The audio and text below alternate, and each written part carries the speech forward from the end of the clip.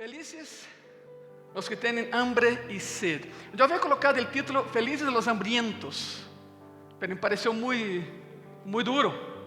Entonces lo cambié para Felices los que tienen hambre y sed. Y sí, es Mateo 5. Y sí, son las bienaventuranzas. Yo jamás pensé en mi vida predicar de las bienaventuranzas otra vez, pero de una manera que yo no había visto antes. Yo les dije, una vez prediqué las bienaventuranzas, fue un solo día y todas. Y para mí estaba bien. Y Dios me dijo, no está bien, hijo, hay más ahí. Bueno, empecé a excavar, empecé a mover. Y ahí vamos, felices los que tienen hambre y sed. Nada más para recordar, el Sermón del Monte fue el primer sermón de Jesucristo. Su primer sermón. Y Mateo menciona que Cristo es rey. Por lo tanto, el Sermón del Monte es el manifiesto de un rey. No de un rey, del rey. Su nombre es Jesucristo. Empezando su ministerio, explicó cómo son las cosas en su reino. Y no son como nosotros pensamos que tienen que ser. Jesús sabe que el mundo busca felicidad. Siempre ha sido así. Y entonces Él comienza diciendo que yo les voy a dar felicidad. Si es lo que quieren, yo les doy. Pero no según lo que ustedes piensan, según lo que tiene que ser. Su presentación no fue exactamente lo que ellos esperaban. Ya comentamos eso 3 domingos. Jesús habla cosas asustadoras en su sermón. Jesús habla cosas que temblaron la política en Israel. Ele estava oferecendo felicidade de uma maneira que nunca haviam oído em suas vidas. Algo muito raro. E como consequência, isso les fascinou. Mas depois lo odiaram. Primeiro les encantou. E depois los desencantou. E dijeron, não, espera um tantito, esse é o preço? Não. Pero de início les fascinou. E para quando terminou o sermão, estavam mais que fascinados. Estavam absolutamente assombrados e confundidos com o que ele havia dito. E então, nosso Senhor Jesus estava oferecendo uma felicidade real, algo que eles não conheciam. Bienaventurança real. Pero é o tipo de felicidade e bienaventurança que solo viene por ser parte de su reino. Foi muito enfático Jesucristo. Los que não são cristianos não são felizes. Ponto. Porque não estão dentro de su reino. E ele começa a falar de coisas muito difíceis para que eles pudieran escuchar. São verdades de su reino. Mateus 5:6 diz assim. Mateus 5, versículo 6. Bem-aventurados los que têm hambre e sede de justiça, porque ellos serão ¿qué? Saciados. Pergunta retórica: de que tienes hambre? De que tienes sede, igreja? Não hablo do alimento material. Se tu hambre e se tu sede estão mal enfocados, jamás serás feliz. Porque intentarás llenar lo espiritual com lo material e terminarás mais vazia que antes. Não é malo ter hambre de algo. Por supuesto que aqui não estou falando de comida. O problema é quando o hambre e a sede estão mal enfocados. Te daré 3 exemplos de péssimo enfoque. Lúcifer. Ángel de luz. Se não sabias, Lúcifer significa ángel de luz. ¿No? Querubino ungido. Eu não sei tu, pero eu não conozco a nadie chamado Lúcifer. Quedou o estigma. Claro que eu jamais colocaria isso em meu hijo, não? Lúcifer. Não chama Lúcifer, fantástico. Não há. Pero Lúcifer seu nome significa ángel de luz, querubino ungido. Aquele mais cercano ao trono. A máxima criação do Senhor em seu momento. Imagínate o que era isso. Lo mais maravilhoso que Deus havia criado.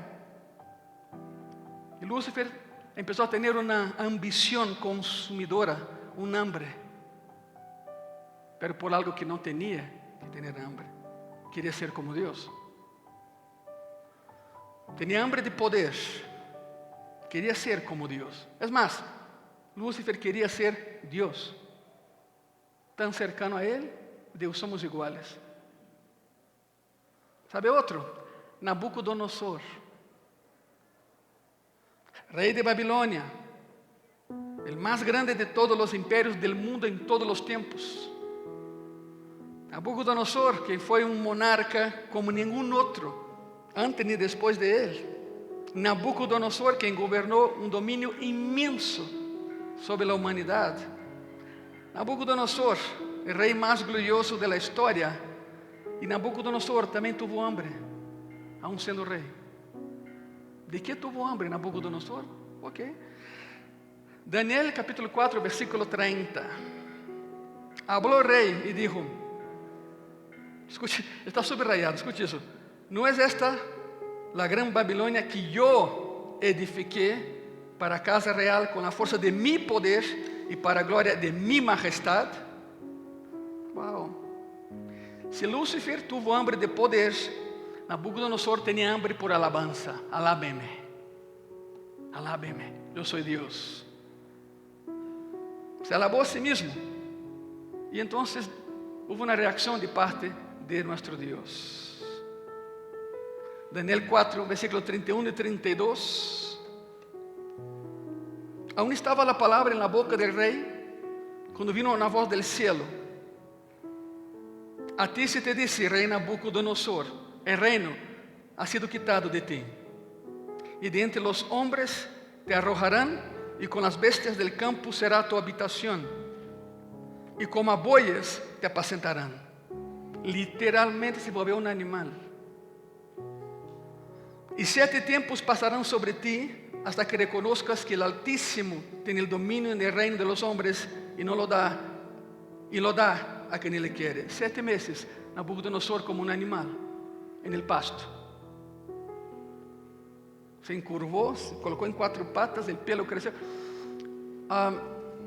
De todo lo que me impresionó del Museo del Louvre, hay una cosa que sí es espeluznante. Está el trono de Nabucodonosor. Su trono. Los turistas pasan por ahí porque todos quieren ver un cuadro que mide 80 por 60, la Mona Lisa. Todos van ahí para ver la Mona Lisa. De hecho, hay plaquitas en todo el museo señalando la Mona Lisa, la Mona Lisa. Mira. Nadie ve lo demás, pero nosotros sí, yo sí. Ahí fuimos. Entonces, entramos a la sala del imperio asirio persa, medo persa, babilónico, y ahí entonces estaba lo que hemos leído, el trono de Nabucodonosor. Y sabe, su trono no trae pies, su trono trae patas. Te acercas al trono y ves las pezuñas. El rey quedó tan marcado por la experiencia que tuvo que mandó hacer ese trono. Y hoy está en el Museo del Louvre el trono. Me llamó mucho la atención. Estaba en el trono y miro hacia abajo y las pezuñas. Y había en cada sala hay un policía.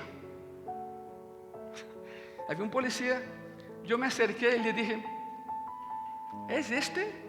De inmediato me dijo, sí, son sus patas. Después que ofendió a Dios. Imagínate la preparación que tiene ese policía de la sala babilónica. Le digo, sí, son ese trono, las patas. Y preguntó, ¿usted ha leído la Biblia? Le digo, sí, Señor. Entonces, ¿sabe que estoy hablando? Sí, Señor, es esto. Dios tiene el poder y Dios da el poder a quien Él quiere dar. Napoleón tenía una frase, el poder absoluto corrompe absolutamente. Si no hay nadie sobre el mandatario, es un dictador. Hemos tenido varios en la historia de la humanidad. Y Nabucodonosor fue uno de esos. Hambre mal enfocada. Lúcifer tenía hambre de poder. Nabucodonosor tenía hambre de alabanza. Y ninguno de ellos logró lo que quería lograr. Ninguno de ellos.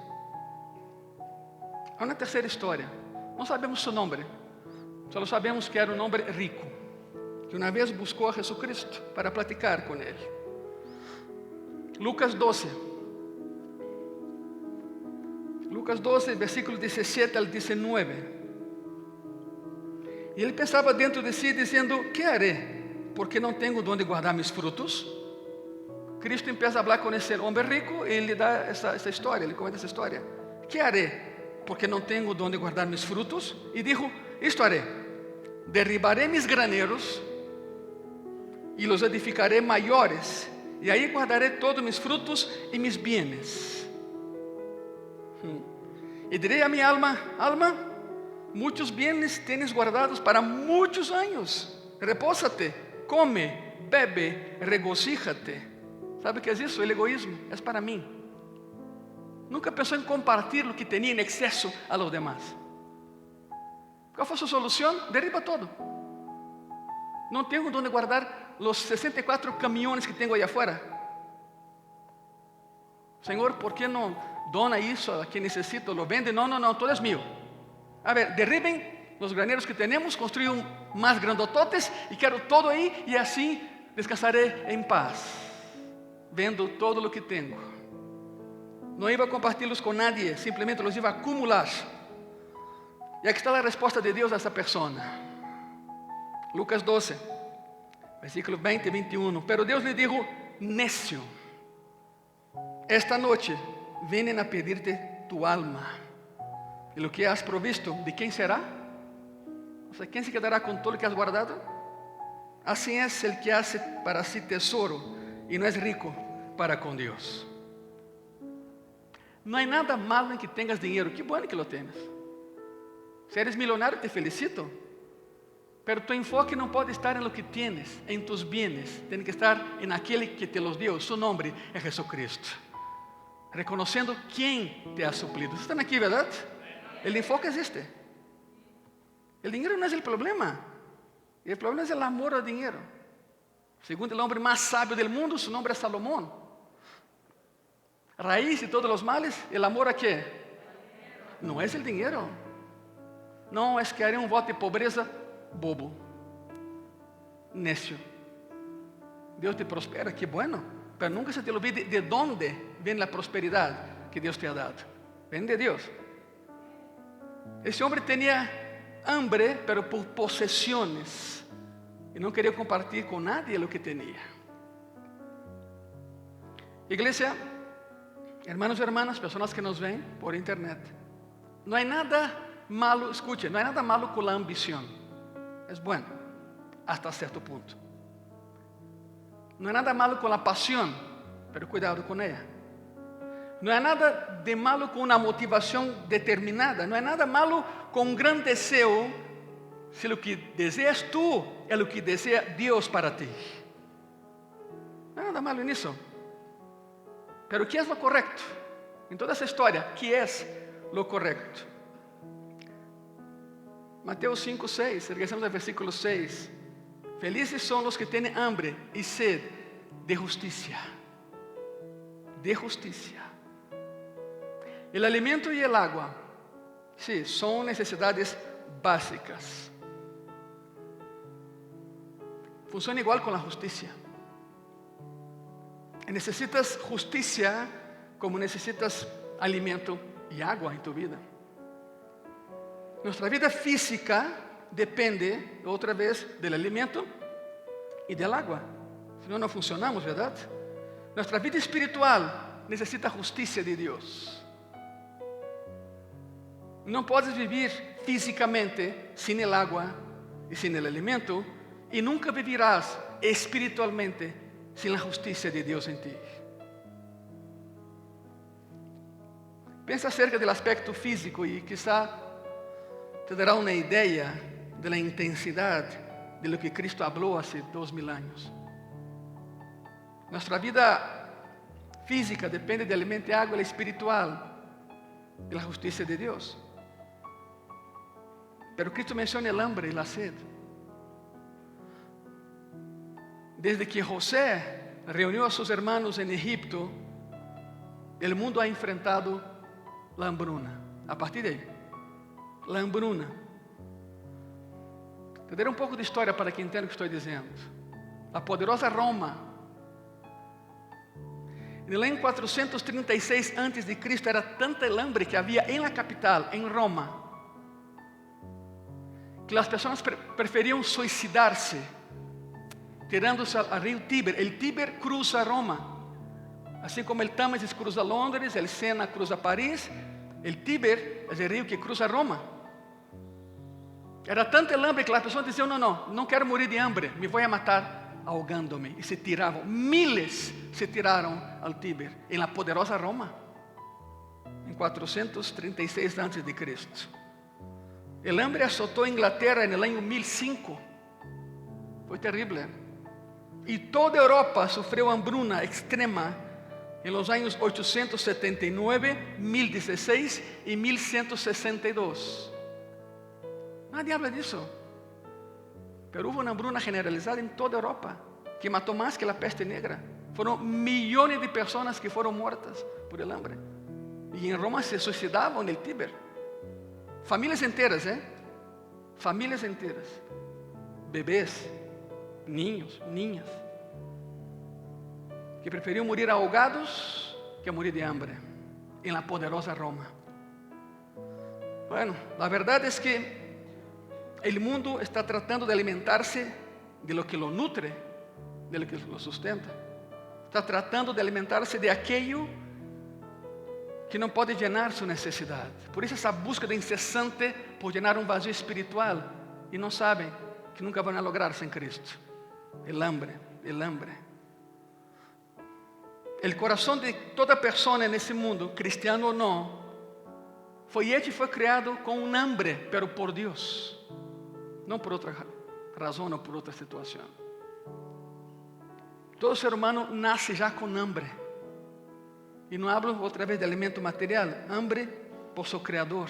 É entender por que vivimos, o que estamos fazendo aqui.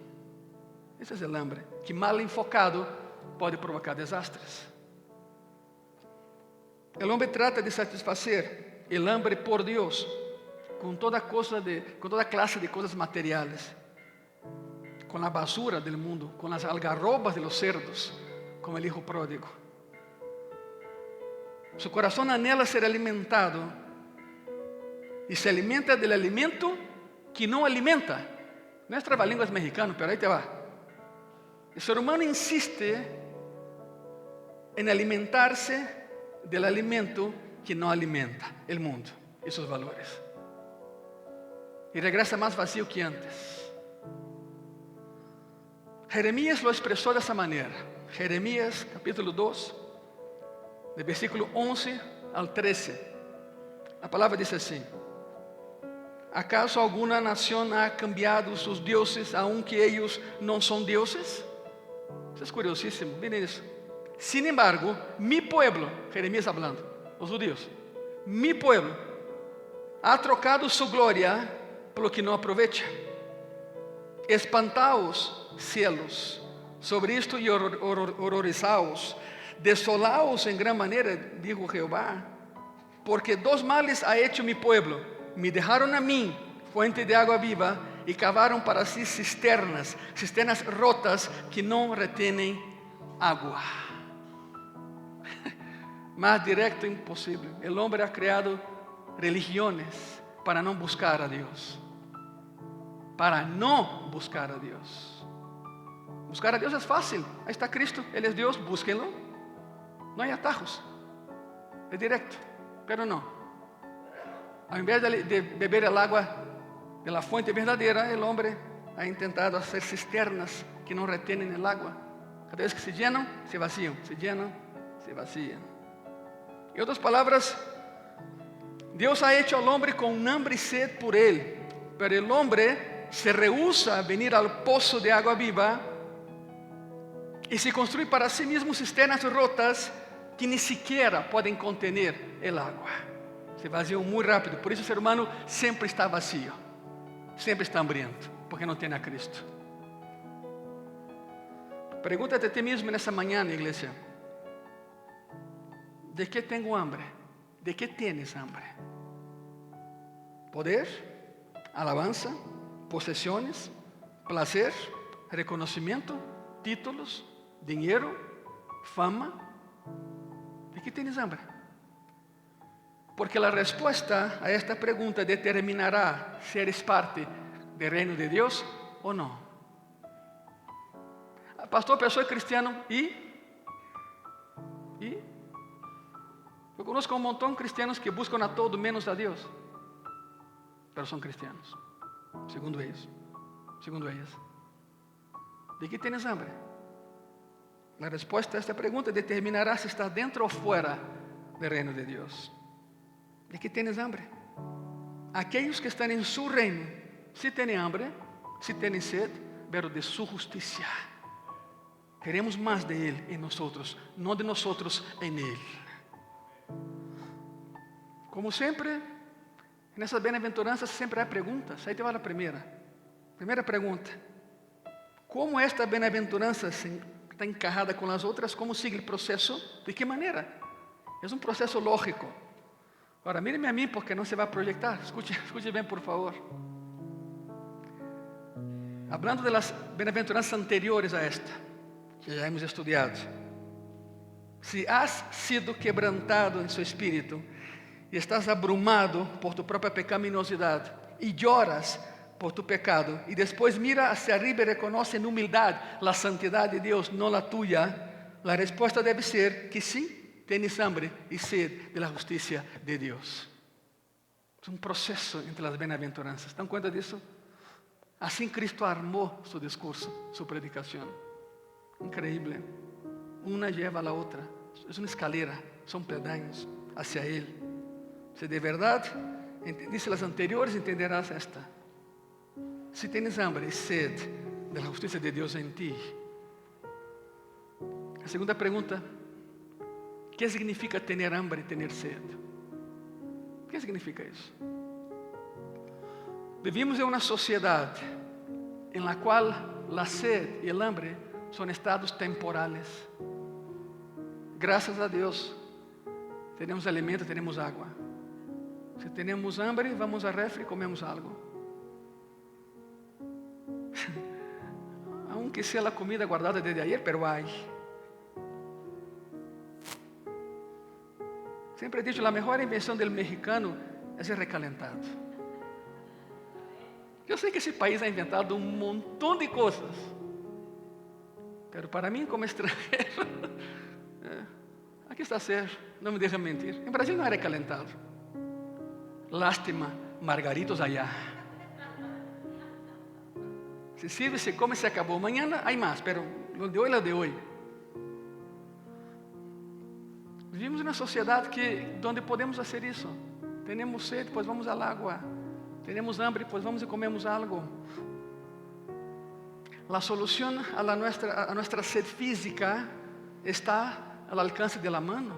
Hermanos y hermanas, es todo. No entendemos ese concepto. Y con el hambre siempre está la posibilidad de mitigarla, de comer algo.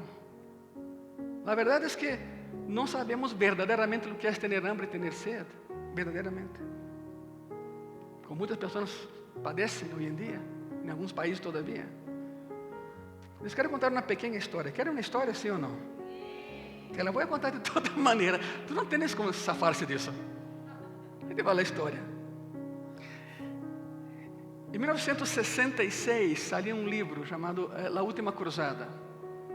No tiene nada que ver con las cruzadas del siglo XIII o XII, no. La Última Cruzada, escrito por un mayor, el mayor Victor Hubert.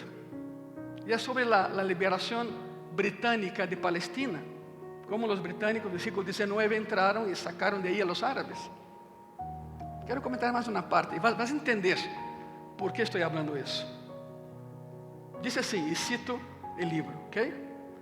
Manejando desde Beerseba, una fuerza combinada de soldados australianos, ingleses y neozelandeses venían por la parte de atrás presionando a la retirada turca en el desierto.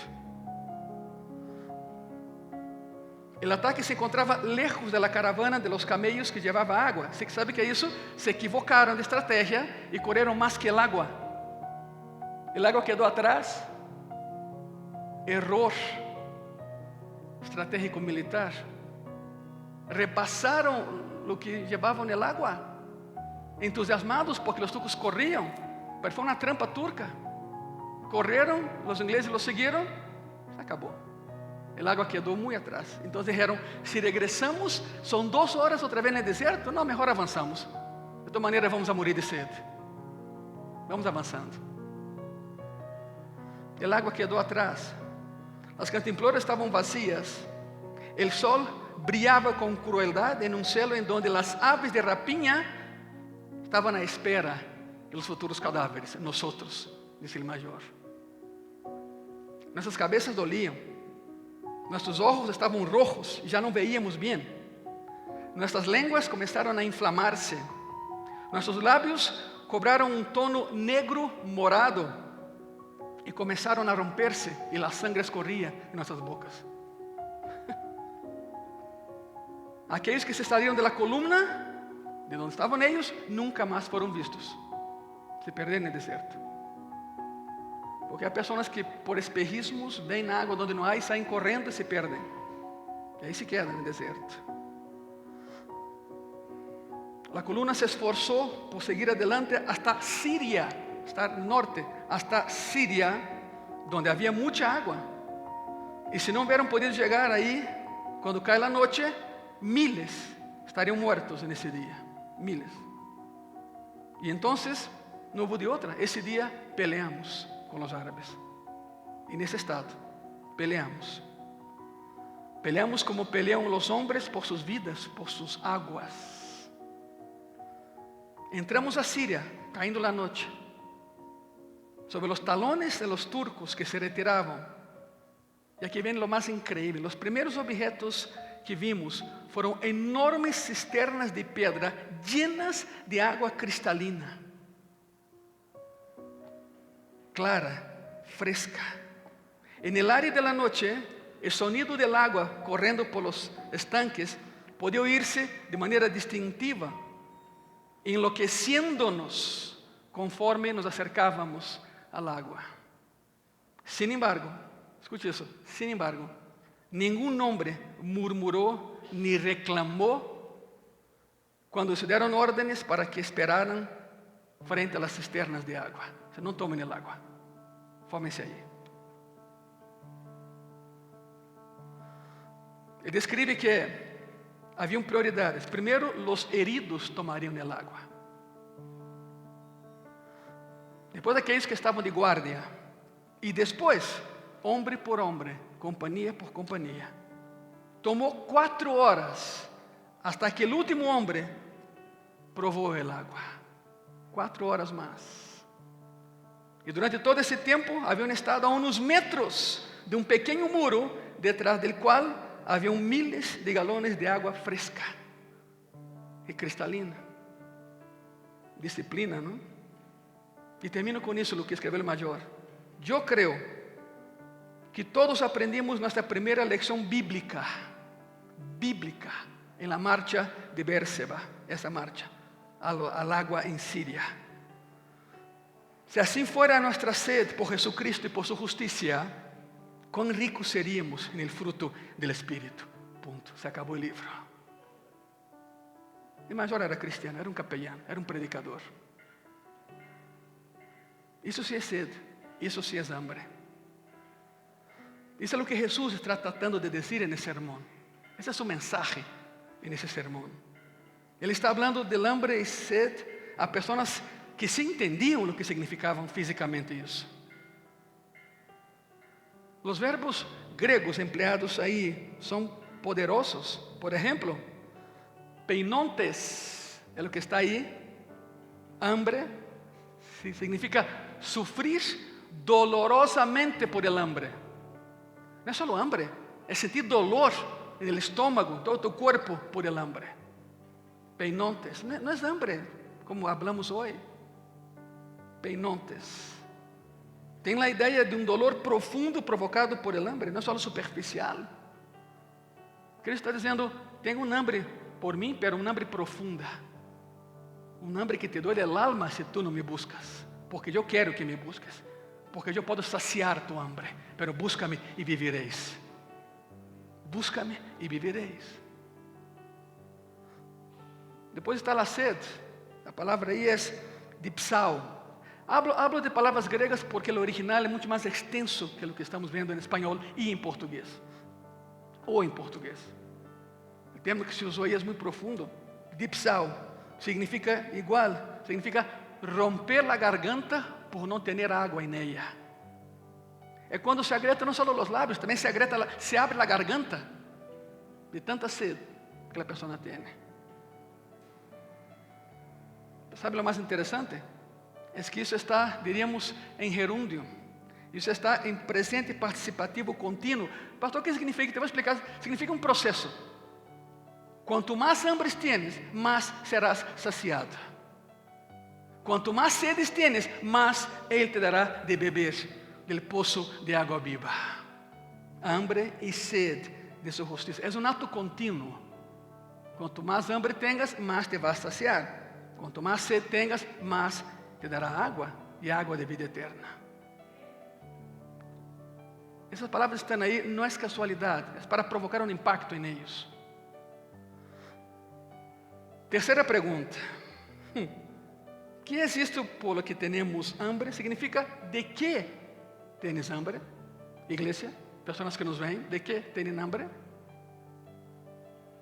A felicidade, igreja, é uma consequência, não é um fim em si mesma.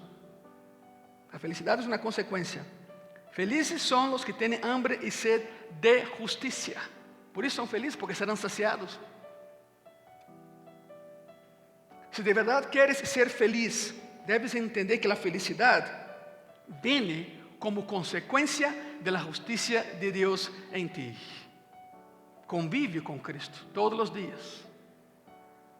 Não é nenhuma droga santa, não é nenhuma palavra mágica, não é alguma experiência mediática, não é isso. A palavra justiça, de kaiosumé, em grego, de kaiosumé, significa estar, escute isso, justiça, incrível, não? Justiça, de kaiosumé, significa estar em la posição correcta com Deus.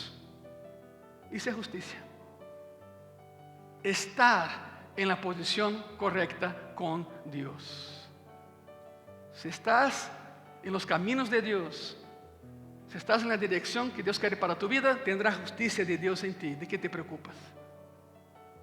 ¿De que te preocupas?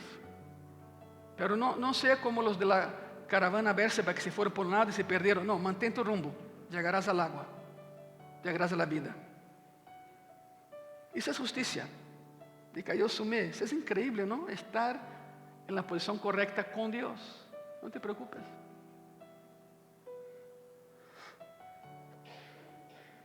O que é o que estou dizendo depois de tanto tempo, depois de tudo isso? Simple, igreja. A única felicidade real em la vida é estar bem com Deus. Lo demás vai fluir. ¿Sabe por quê? Porque tu paz não tem preço. Tu paz não tem preço. Isso é tudo. Isso apunta a duas coisas: salvação e santificação. Estar em la posição correcta com Deus. Salvação e santificação. A primeira é imediata. Se crees em tu coração e confessas com tu boca que Cristo é Senhor e Salvador, serás salvo. É de imediata. Porque não foi obra tuya, foi obra de Ele há 2000 anos colgado em uma cruz por ti. A salvação é imediata. A santificação é um processo diário. Depende de ti. A primeira é completamente obra de Deus, salvação. E a segunda é responsabilidade de nós, santificação. Ele te ha limpiado, mantente limpio. Ponto. Isso é tudo. Acuérdate, justiça, de kaiosumé, estar em la posição correcta com Deus. Quando um homem abandona toda a esperança de salvar-se a si mesmo e abandona toda a esperança de sua própria justiça personal e começa a ter hambre por uma salvação que solo pode venir de las manos de Deus, e então conocerás lo que é a felicidade. Solo aí. É quando o homem decide, eu não puedo. E Deus diz, pero eu sim, hijo. Eu sim puedo. Solo quando o homem decide salvar-se a si mesmo, solo quando o homem desiste de auto-justificar-se por seus pecados, solo quando o homem deixa de buscar lo externo para suprir lo interno, é quando encontrará a felicidade. Quando eu me converti, depois de 10 anos que oraram por mim, foram 10 anos, cabeça dura, claro, judío, que mais? Eu não era Pinóquio, para minha cabeça era assim, de palo, dura, não era Pinóquio para mim. E no dia que me entreguei a Cristo, de verdade, no dia que me entreguei a Ele, o primeiro que pensei foi, se eu houvera sabido que era tão bueno, eu houvera hecho desde há 10 anos. Tanto lutei por nada. ¿Sabe por quê? Porque lutei por mim. E eu sem Ele não sou nadie, nem nada. Essa é a condição. E então encontrei a felicidade. A verdadeira felicidade. Pergunta número 4. São 5 perguntas. 4. Qual é o resultado, então? O que é o que resulta todo isso, pastor? Qual é o resultado? Em primeiro lugar, está na Bíblia, nada mais nada menos na Bíblia. Em primeiro lugar, o texto diz, bem-aventurados. E ao final, diz, serão saciados. Empieza com a bem-aventurança e termina com, eu vou suplir, não se preocupem. A palavra significa estar completamente satisfeitos, saciados. Saciados. Serão saciados. Deus quer que estemos todos felizes e completos em Ele. Pero busquem a justiça de Deus, não outra coisa. Deixa que Ele impere em suas vidas. E 5. E última pergunta. A grande pergunta, a mais importante de todas, como sei se de verdade tenho hambre e sede de justiça? Como sei? Ok. Les darei uma prova. Para alguns será muito boa, para outros nem tanto. Já te aviso. Aqui não há volta atrás. Terei algumas perguntas e conteste em tu coração. Nem tienes que hablarme, simplesmente conteste em tu coração. São 4 perguntas. E vas a determinar se estás ou não estás. Se tens hambre e sede de justiça ou de outra coisa. A primeira pergunta é essa: estás insatisfeito contigo mesmo? Pergunta, responde em tu coração. Estás insatisfeito contigo mesmo, contigo mesma? E não hablo não hablo de lo que está el cuerpo, flaco, gordo, não. Habla de tu coração, aí adentro. Se há algum sentido de satisfação total em ti, eu me pergunto se de verdade sabes lo que é ter hambre e sede de justiça de Deus. Se lo que has sentido hasta el día de hoy é, não, já la hice. Ok, para ti se acabou, não é nada mais. Não é nada mais. Porque solo los insatisfechos alcançarão satisfação. Solo ellos serão saciados. Se estás tão lleno de ti que não é lugar para Deus em ti, allá tu vida. Allá tu vida. Pergunta número 2. ¿Lo externo me satisface? ¿El mundo me satisface? Se é sim, se tu resposta é sim, então lo espiritual, hermano, hermana, não é para ti. Busca outra coisa. Lástima. Se estás tão lleno de las cosas del mundo que a espiritualidade para ti é só um librito com 66 livros nada mais e queda allá, lo espiritual não é para ti. Porque qualquer coisa te vai llenar. Qualquer coisa te vai llenar. Deus não entra aí. Porque estás tão lleno que não há lugar para Cristo, aún sendo cristiano. Uma paradoja, não? Pero bueno. Decisão personal. Pergunta número 3. ¿Tienes hambre por la palabra de Dios? ¿Por la Biblia? Porque justamente en la Biblia donde encontramos la justicia de Dios. De eso estamos hablando hoy.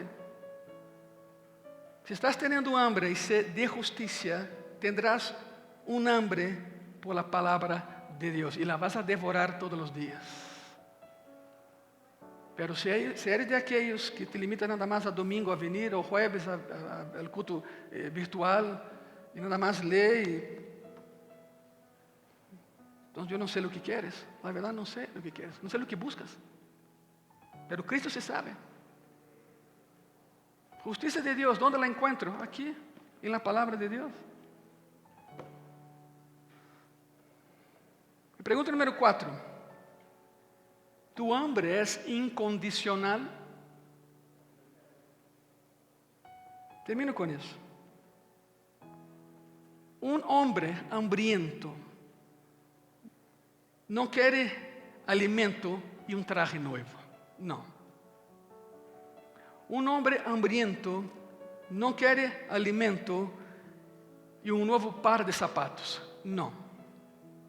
No le importa el traje ni los zapatos. Simplemente él tiene hambre de la palabra de Dios, de su justicia. Simplemente déle a ese hombre alimento y agua, porque es todo lo que necesita en Dios. Fuera de Él no hay nada. Por lo tanto, la pregunta es: ¿tu hambre es incondicional o cualquier cosa te llena? Tengo que la palabra, lee 2 versículos y te doy un traje nuevo. Increíble. ¿Es eso? No, no es eso. No puede ser así. Por eso imperios son derrotados, porque tienen hambre, tienen sed de lo que no tienen, porque tienen hambre ni sed. Por eso personas caen y no se levantan, porque su hambre y su sed están completamente mal enfocados. Y Cristo se para en una pequeña montaña al norte de Jerusalén y soltan las bombas y empieza el sermón. Llega un punto que dice: bienaventurados los que tienen hambre y sed de justicia, porque ellos serán saciados. Cuanto más hambre tengan de mí, más yo estaré con ustedes. Cuanto más sed tengan de mi palabra, más la van a entender, porque yo te la voy a enseñar. Y la enorme mayoría reunida ya hace 2000 años les fascinó, pero no entendieron absolutamente nada.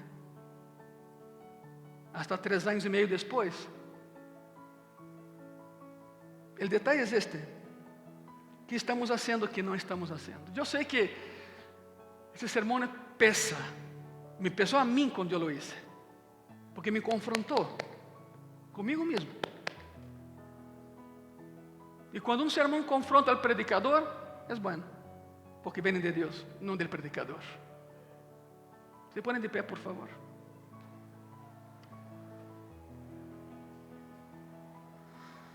Ya saben, no espere que yo les invite. Si quieren venir adelante, pasen aquí al altar y preséntate ante Jesucristo. Tú sabes lo que tienes que decir, lo que tienes que hablar, tú lo sabes. Quizás digas: pastor, me siento más cómodo aquí. Ok, ahí en tu silla, está bien. Si te puedes hincar, híncate ahí, usa tu silla como altar, pero si quieres pasar, adelante. Adelante. Simplemente, sea aquí o sea allá, habla con tu Señor. Yo sé que hay personas que no se pueden hincar, pues siéntate en tu silla, toma tu lugar, no hay problema.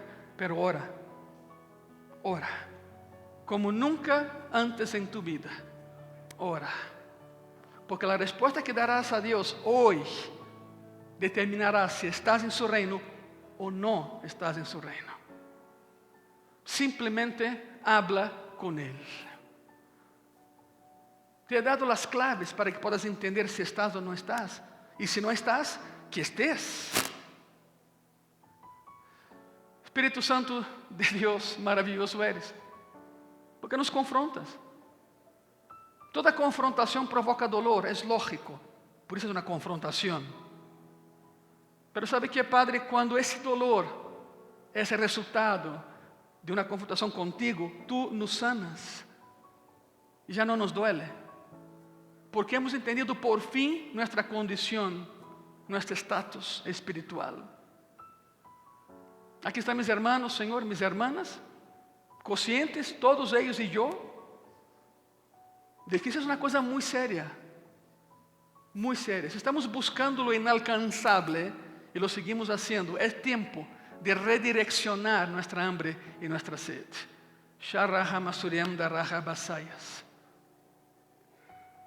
Desde hace 2000 años, Señor, ese sermón ha sido predicado y mal interpretado y mal usado.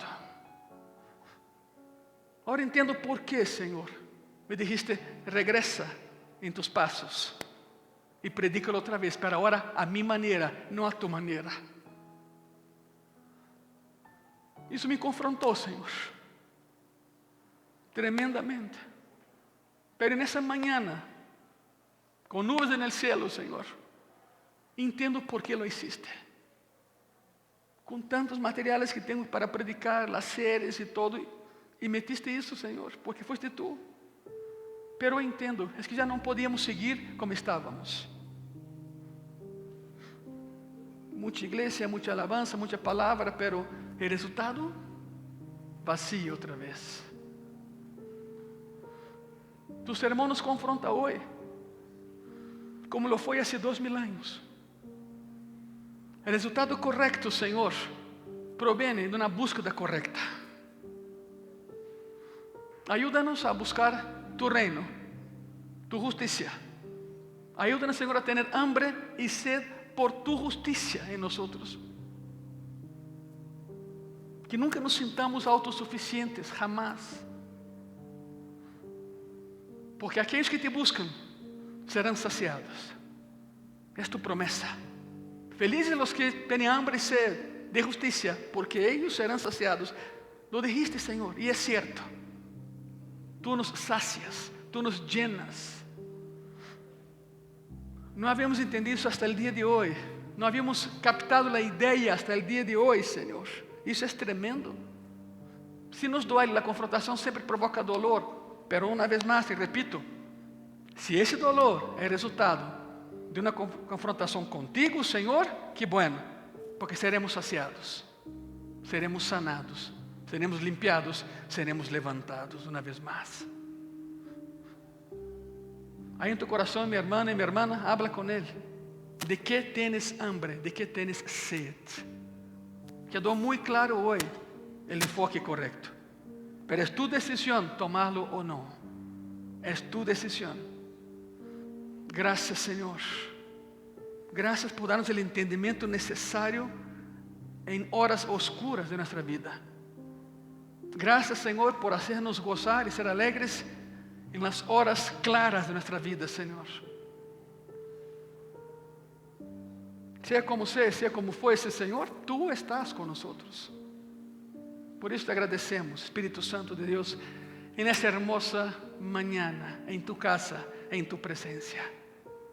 Não venimos aqui a falar de nós, não venimos aqui a falar de um pensamento humano, filosofia vana, não. Hablamos de tu palavra. Predicamos tu palavra. O resultado são corações cambiados e dispostos a adorar-te, em espírito e em verdade, a buscar tu justiça. O demás vendrá por añadidura, Senhor. O demás vendrá. Pero primeiro eres tu. Sempre serás tu. Dile gracias. Agradece. Gracias. Gracias, Senhor. Gracias, Padre. Amém. Amém, Senhor. Aleluia. Tu estás aqui, Senhor. Gracias por tu presencia. Espíritu Santo de Dios, gracias. Amén. Poco a poco se van parando, por favor, regrese a sus lugares. Pero sigan orando, claro. Aún caminando, sigan orando. Gracias, Padre. Aleluya. Aleluya.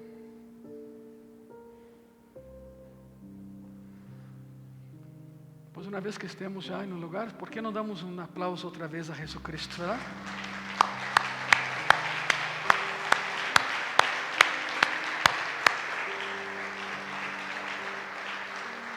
Ele é tremendo.